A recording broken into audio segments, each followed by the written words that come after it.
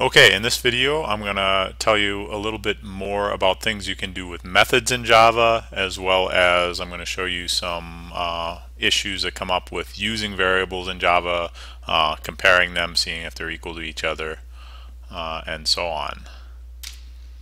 So just as a review, let's look at some of the terminology associated with a method in Java.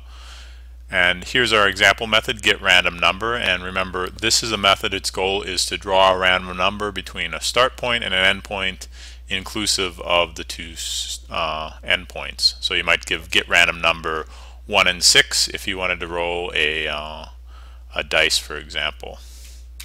Various things in the method implementation is shown. You've got the access modifier. So normally, thus far anyway, we've been using public methods, and eventually we'll look at different access modifiers you might use. You've got a return type. All static methods have a return type. In this case, it's returning an integer variable. Methods can return nothing, and if they don't have any particular return value, then you'd use the keyword void here. But this method returns an integer. Other common things you might see as a return type are double or a string, and so on. Here's our method name, getRandomNumber, or getRandomNum rather, and it's using our convention of always starting method names in lowercase, and then we uppercase each time we start a new word, like random, and then num we start with an uppercase as well. This isn't required by Java. You don't have to name your methods like this, but in this course we want you to name your methods like this, and this is a very common naming convention that's used throughout industry. Here are the parameters, or another name for that is the arguments to the method, and in this case I'm passing two parameters. The first is called start and the second called end, and they're both of type int. You must always declare the types of each of your parameters, and then you're free to choose whatever variable name you want for the parameters, but again we normally obey this naming convention that we start with lowercase and then uppercase new words inside the variable name. Finally, we've got a return statement. Since this method promises to return an integer, it must have a return statement, and then whatever's on the right hand side is the value that's going to come out of that method. You can pass arrays as parameters as well, and here's an example of a static method. It's called average, and average takes in an array of integers. The local variable name that's going to be used inside the method is nums, and then it goes through that array item by item, summing them up, and then computing the simple average and then returning that. So this takes as input an array of integers, and as output has a single double value. And here's an example of how you might use that method. And notice what we've done. We've declared in the main method we have a local variable called vals, and that local variable is an array of 1,000 elements. We fill those elements using our random util. So we have this getRandomNum thing, and we put it in a special class, and this class randomutil.java is in the same directory as our average array program. And so we can fill that with random numbers between 1 and 10, and then if we want to compute the average of that array, we can call our average method, and we can pass in the vals local variable from the main method, and then that array is what's used inside of this method to do the calculation. So this is the format, and when you declare parameters that are of type array, what you do is you just put in the empty brackets. You don't know how big this array is that's coming into the average method, and so when you use the array, we see on this line, we're using nums.length to iterate through all the elements of the array. You can also return arrays from a method. Here is an example of doing that. getRandomArray is a static method. It takes a single parameter. That parameter specifies how many values are going to come out of this method, and because we're returning a array, we've got this format. So we declare the type, and then again the empty brackets, the empty square brackets, specify the type of the return value is a double array. We declare inside the method a local variable called result. It's of type double array. We instantiate it, creating the memory for n positions in the array, so we can hold n different double numbers, and then we go ahead and we just fill it with random numbers between 0.0 and 1.0. To return the result, since we're returning a double array, then the thing we return from this method is actually the variable result, and without square brackets. So result is the variable name that refers to this array of however many doubles we created in the static method. Here's us using it from the main program. We declare a variable called randnums. It's of type double array, and then we set it equal to the method call. And so getRandomArray runs and then creates this array and then returns its result, and then in the main program we can refer to that array that getRandomArray created as randomnums throughout main. And if you run this program, you'll see this prints out the random numbers that were generated.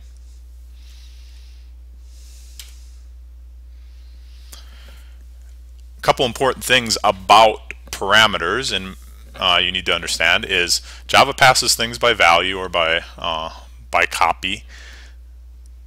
And here are the basic rules you need to know. If you pass primitive types into a method in Java, any changes you make to those parameters inside the method are not going to persist. After the method returns, whatever you did to those method parameters have no effect. And here's an example. I'm going to run it in. Here's the same example in Eclipse. We've got a simple sum method here. It takes two integers a and b, sums them up, and returns the result. And then for no particular reason, on line 9 and 10, I set them equal to 0. We've got a main program. The main program has 2 and 3 put into the variables c and d, and that's what we're going to pass into sum. And what we're expecting, right, is this sum line to print 5, and then the question is what happens to these two lines? Are c and d still equal to 2 and 3, or did they get reset by this? Well, as I just discussed, a and b are primitive types, so we can do whatever we want to a and b inside this method, and those changes will have no effect. So let's go ahead and run it. Let me set a breakpoint. Run this guy in the debugger. Oops. Something went wrong there. Let's see what's going on here.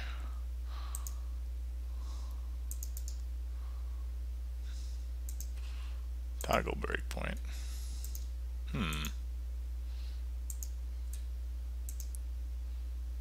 Oops. Okay, so apparently I've turned on skipping all breakpoints in the IDE there, so that's why it didn't break. So watch out for that if you're using the debugger. Let's try and run it again. Alright, now we're actually running in the debugger. You can see we're on line 16, and we're going to do a step over.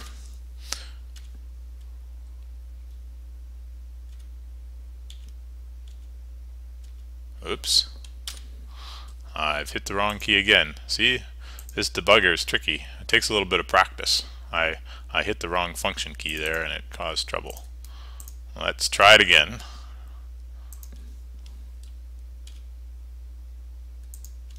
Alright, now we're running.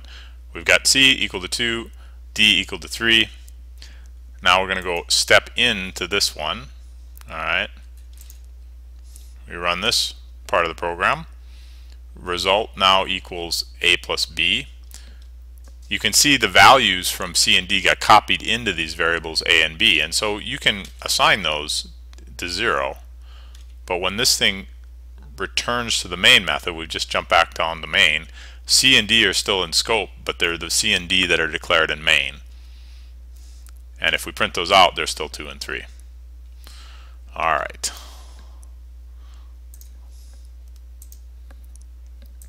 So, basic rule, changes to primitive type parameters do not persist. A similar rule is changes to string types, and strings aren't technically a primitive type, and we'll talk more about reference types in a future lecture, but they're a special kind of type called immutable. You're not allowed to change a string data type in Java. Once you declare a string and set it equal to some text, that text is fixed. If you want to add to the string, subtract from the string, uppercase it, lowercase it, any change you make actually results in a whole new string being created. And because of this fact, because strings are immutable, any changes you make to a string parameter inside a method also do not persist. So essentially they behave just like a primitive type as far as persistence of their changes. And here's this string puzzler. We're going to, I can run that. Let's go ahead and run that in Eclipse. Set a breakpoint. What the main program does is set a local variable called word equal to worst. It's going to just print this out. Then it's going to call the print stuff method and pass in this string variable worst. Alright, this is going to change the word to something else, print it out, and then change the word from best to bestest. And then the main program is then going to print out word. So let's go ahead and run that in the debugger. You can see word starts out as being worst. We run the print stuff method, so we just did the print out there. Alright, let's go ahead and step into the print stuff method. When we first start the method, recall I called print stuff with word, and word in the main method was worst. We're now on print stuff, and that word parameter gets a copy of whatever I sent in. And so word is currently worst, but I'm going to reassign it to be best. It's now going to print out best from its system.out_print. It's going to reassign it to be bestest, but when we come back into main, look what's happened. Word has gone back to what it was. So changes to the string variable do not persist once you're back in the main, and now you get it was the best worst of times.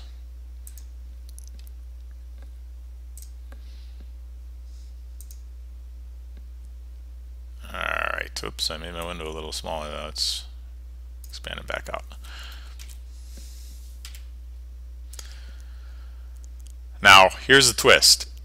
Recall you can pass in arrays to methods. Changes to the elements of that passed array do persist.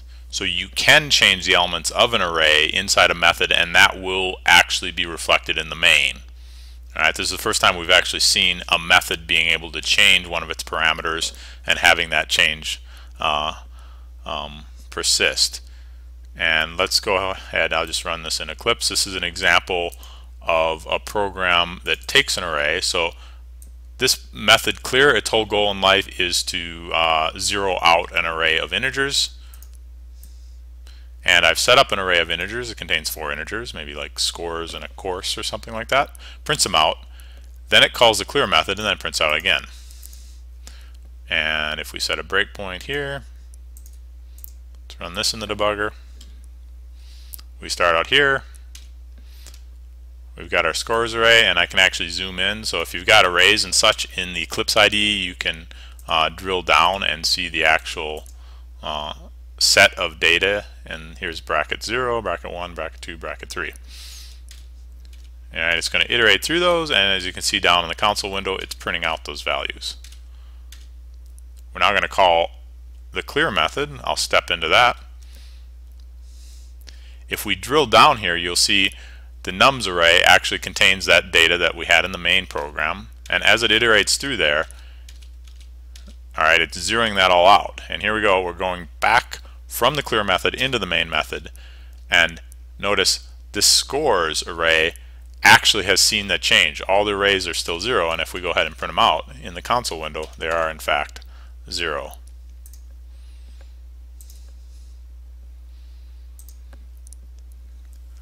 So unlike primitive types, changes to the elements of an array that are passed as a parameter do persist after the method is called. Alright, so Another thing that's good to know about primitive types, and string is not technically a primitive type, but I put it in this table just because what I want to show you here is this default value column. In Java, unlike all, not all languages work this way, but Java does. Whenever you declare one of these types, you get a default value. And if you declare something, so I put in bold, in black, just the types we most commonly use. And integer types, if you don't assign them a value, they're going to default to 0. Double values are going to default to 0.0. Booleans default to false. Chars default to this kind of crazy format here, but this is basically just a null character. And then string variables, so they're not really primitives, but they come out to be a special default value called null. And so null is a keyword in Java, and it basically means you haven't assigned this string to anything yet. It's different from the blank string, actually. So having a variable that hasn't been assigned anything gets you this null value, and not just, say, an empty string like a double quote with no space in between. And this can cause you trouble, so you should pay attention to this. If you intend a string variable to contain just a blank string, you actually have to assign it equal to double quote, and you can't just assume it's going to take that default value, because the default value of this particular data type in Java is this special null reserved word. Let's talk about comparing things now. And recall the Boolean, you've got operators, the equals operator and the exclamation mark equals, the not equals operator, and these compare two things, whatever's on the left and the right, and if they're equal, it returns Boolean true. If they're, if they weren't to be equal, it would return Boolean false, and then this guy is just the opposite of that. For integer primitives, so anything that's of type int, there is no problem. Feel free to use equals and not equals to your heart's content. It's very commonly done, and we've seen it used before in if statements. You can use it in the condition of while loops and for loops and so on. There's no trouble with integers. Ints in Java are exact, so if you have an integer that's 5, it's exactly 5, and there's no question about it. You can compare the variable a against 5, like a literal integer 5, and there's no trouble. However, floating point primitives, and by floating point I'm usually meaning double, but there's also this other float parameter, but normally in this course we're just going to stick to using the double. It's a more precise version of a floating point primitive. I hate to break it to you, but your computer doesn't have infinite memory, and so a floating point number, you could have for example, a number like pi, a non-repeating, non-terminating decimal that just goes on forever and ever and ever, and so it's impossible for your computer to exactly represent that number. There's only so much memory, and a double in Java is only so many slots inside the memory in your computer, and because of that reality, they're just an approximation of the number. And there's a specific standard, IEEE 754, that specifies exactly how they approximate it. The details aren't so important, but you do need to understand as a programmer that floating point numbers in your programming language are not precise. Well, they're only an approximation. They're quite precise, but they're not exact. And the reality of this is often something that causes bugs for beginning programmers. You must be very careful about using equals or not equals in comparing double values. So sort of the road to debugging hell is paved with the bodies of programmers who disobeyed this rule. And here's a program that demonstrates that. We've got a variable a. It's 0.1 plus 0.1 plus 0.1, so equals 0.3, right? B is 0.1 plus 0.1, so that equals 0.2. All right, and then C is assigned equal to just 0.0. So clearly, in any sensible world, this would print out this would print out, and this would print out. All right. In our mind, this is exactly equal to 0.3. The trouble we have is that this is not exactly representable as 0.3, and this is just due to the sort of the twiddly bits of the particular specification they use in Java to define floating point values. And we can go ahead, let's set a debug breakpoint.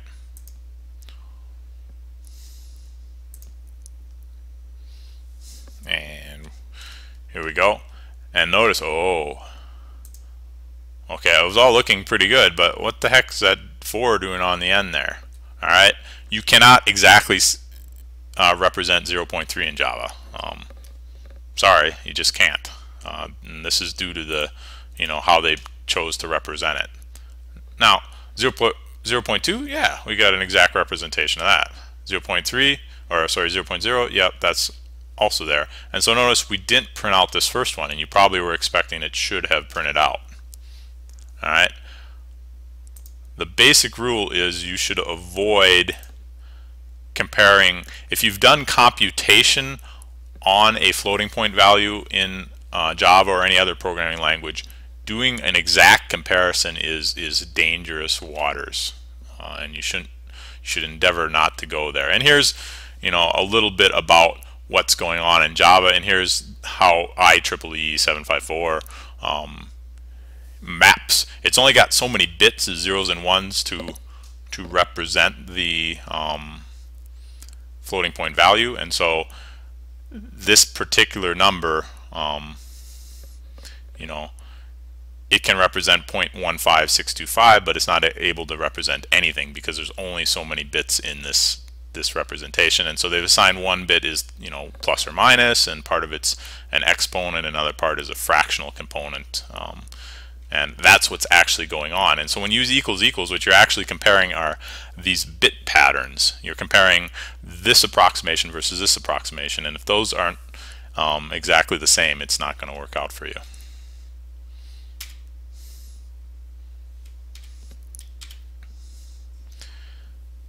So there's just the output showing that it actually didn't output that first print line. It is, if you're going to do something like assign it equal to 0.0 and you want to test against 0.0, this is okay, but be careful. Only do this if you know for a fact you haven't done any calculation with this C. As soon as you do any kind of arithmetic with variable C, then doing a comparison like this equals 0.0 is also dangerous. How do you do it safely? Well, if you want to just test if a particular variable is, close to another value, you can use some code like this. And here is the same program in a form that actually works. And what I've done is define an epsilon. So a very small value, it's 1 times 10 to the minus 10. And I take the value, the variable, and then the thing I want to compare it to, and I take the absolute value. And if that difference is less than epsilon, then I'm going to call it equal. And these doubles are pretty precise, and so this is going to reliably return the correct answer. So if I'll just go ahead and just run that program just to show you. All right, this first one did print out because while this was 0.3000004, that little 4 on the end was less than the epsilon. So this if is going to trigger, and you're going to get what is probably your expected behavior.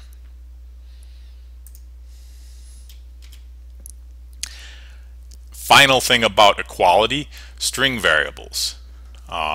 You should not use equals equals or not equals with strings unless you really know what you're doing. It's almost never what you want, and you might expect it to be what you want, and in other languages it may very well be, but in Java it does not do what you expect, and you should avoid it.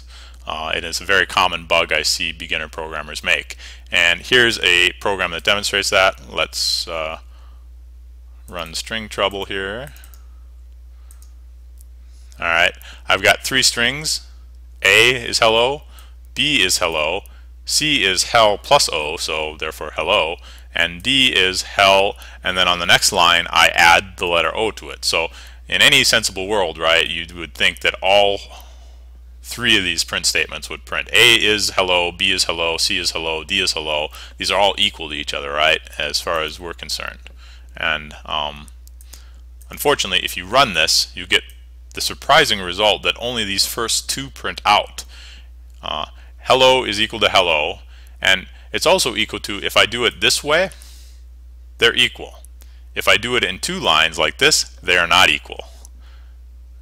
Alright, is that confusing or what? There are, technical reasons, and if you understand sort of the details of what Java, the Java language is up to, you could maybe understand why this is the case, but this is almost never the behavior you want. And so you should avoid it at all costs, and how you should compare strings is to call a method.